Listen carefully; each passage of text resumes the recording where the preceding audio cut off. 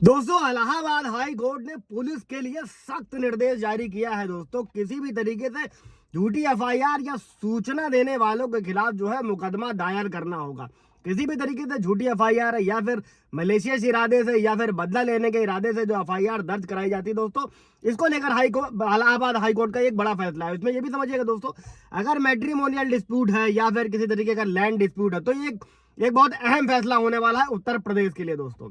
तो लाइक कर दीजिएगा, शेयर कर दीजिएगा, सब्सक्राइब कर दीजिएगा ताकि इन्फॉर्मेशन और लोगों को मिल सके दोस्तों जय हिंद, नमस्कार। मैं एडवोकेट आशीष मिश्रा। अभी समझ लीजिएगा दोस्तों क्या क्या हाई कोर्ट ने क्या क्या गाइडलाइन पारित करी, इसको भी अच्छे समझ लीजिए अगर आपका कोई केस है ऐसा तो।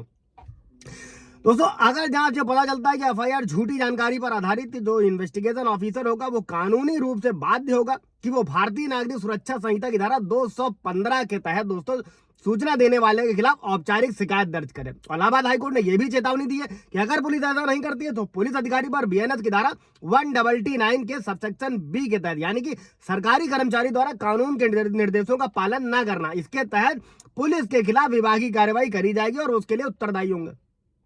और इस संबंध में दोस्तों जो पुलिस महानिदेशक हैं, पुलिस आयुक्त हैं, एसपी हैं, डीएसपी हैं, सभी जो अधिकारी हैं, स्टेशन हाउस अधिकारी हैं दोस्तों, फॉरवर्डिंग अधिकारी हैं, सर्किल अधिकारी हैं, सभी के पास ये निर्देश भेजे जा चुके हैं दोस्तों तत्काल प्रभाव से। और इसमें बेंच ने जो निर्देश जारी किए हैं दोस्तों उसको भी समझ लीजिएगा 1 to 1। अगर पहला क्या है, अगर जो आरोपी के पक्ष में यानी कि फाइनल रिपोर्ट यानी कि क्लोजर रिपोर्ट जमा करी जाती है तो जो जुडिशियल मजिस्ट्रेट होंगे न केवल पूरी केस डायरी को दस्तावेजों के साथ में और फाइनल रिपोर्ट यानी कि क्लोजर रिपोर्ट जो होगी उसके साथ स्वीकार करेंगे, बल्कि जो इन्वेस्टिगेशन ऑफिसर होगा उसको शिकायतकर्ता के साथ साथ एफआईआर के जो है गवाहों के खिलाफ भी झूठी जानकारी देने के लिए लिखित शिकायत दर्ज करने का आदेश दिया गया है। मतलब झूठी एफआईआर जो कराएगा पुलिस उसके खिलाफ खुद मुकदमा लिखाएगी, अगर पुलिस मुकदमा नहीं लिखेगी तो पुलिस के खिलाफ कार्रवाई करी जाएगी। दूसरा क्या है, जो जुडिशियल मजिस्ट्रेट होंगे वो सबसे पहले पूरी केस डायरी और जो दस्तावेज होंगे अपराधों का संज्ञान लेंगे और समय रहते अगर पहली नजर में कुछ और लगता है तो जो शिकायत करता है उससे जो है प्रोटेस्ट पिटीशन यानी कि विरोध याचिका मंगवाई जाएगी। और शिकायतकर्ता को सुनने के बाद में अगर पाते हैं कि अपराध हुआ है तो भारतीय नागरिक सुरक्षा संहिता की धारा 210 के सबसेक्शन 1 के ए के तहत दोस्तों या फिर 2 के तहत संज्ञान लेंगे। और अगर कोई अपराध नहीं बनता है तो लिखित शिकायत पर कार्रवाई करी जाएगी। अब तीसरा आदेश क्या है दोस्तों कि जांच पूरी करते समय अगर आरोपी को बरी करने वाली यानी कि क्लोजर रिपोर्ट कोर्ट में जमा करी जाती है तो हर मामले में जहां पर झूठी या फिर बेवजह या फिर गुमराह करने वाली जानकारी देकर जो है अगर पुलिस मशीनरी का दुरुपयोग किया जा रहा है तो लिखित शिकायत जो है सक्षम मजिस्ट्रेट के सामने जो है शिकायतकर्ता और गवाहों के खिलाफ भी दायर करी जाएगी दोस्तों।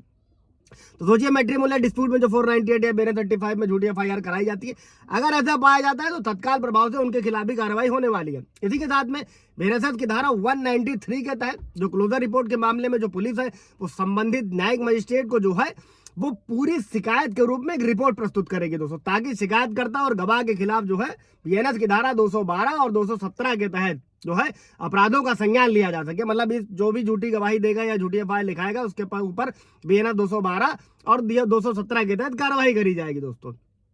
अब इसके बाद में क्या है, अगर कोई इन्वेस्टिगेशन ऑफिसर जो जांच करता है और वो पाता है कि कोई अपराध नहीं बनता है तो बीएनएस की धारा 215 के तहत जो है संज्ञान लेने के लिए जो है फिर वो उसी प्रक्रिया को अपनाएगा कि झूठी शिकायत जो कर रहा है उसके खिलाफ शिकायत करने के लिए बाध्य होगा। या फिर जो इन्वेस्टिगेशन ऑफिसर है, स्टेशन हाउस ऑफिसर है, जो भी कुछ होंगे दोस्तों सारे अधिकारी, मतलब सभी को ये निर्देश दिया गया है कि वो उत्तरदायी ठहराए जाएंगे। और कोर्ट ने आगे कहा है कि अगर उसके दिए गए निर्देशों का अक्षरशः यानी कि यथाकथित पालन नहीं किया जाता है तो यह कोर्ट की अवमानना मानी जाएगी, नहीं यानी कि कंटेम्प्ट ऑफ कोर्ट। और पीड़ित व्यक्ति पुलिस अधिकारियों के साथ साथ न्यायिक अधिकारियों के जो है ऐसे जो आचरण है उनके खिलाफ उचित कार्रवाई भविष्य में करी जा सकेगी दोस्तों। और ये सारी कार्रवाई जो होगी इस आदेश की तारीख से 60 दिनों के भीतर की जाएगी। और खास बात दोस्तों इसमें यह नोट रखिएगा कि हाईकोर्ट ने पुलिस अधिकारियों के लिए झूठी सूचना देने वालों के खिलाफ शिकायत दर्ज करते समय इस्तेमाल करने के लिए जो ड्राफ्ट टेम्पलेट होगा वो हिंदी और अंग्रेजी दोनों में होगा, स्पष्ट रूप से होगा ताकि दोनों पार्टी समझ सके। और इस फॉर्मेट में खास बयान शामिल होंगे यानी कि आरोप झूठे थे, तुच्छ थे, दुर्भावनापूर्ण पाए गए। और इसमें जरूरी गवाहों की जो लिस्ट है वो भी लगाई जाएगी, जो स्वतंत्र गवाह होंगे उनका भी लगाया जाएगा और जिन्होंने घटना से इनकार किया। केस टाइटल कमेंट करिएगा, आपको मिल जाएगा। कोई सवाल जवाब होगा तो कमेंट में पूछेगा। Thank you.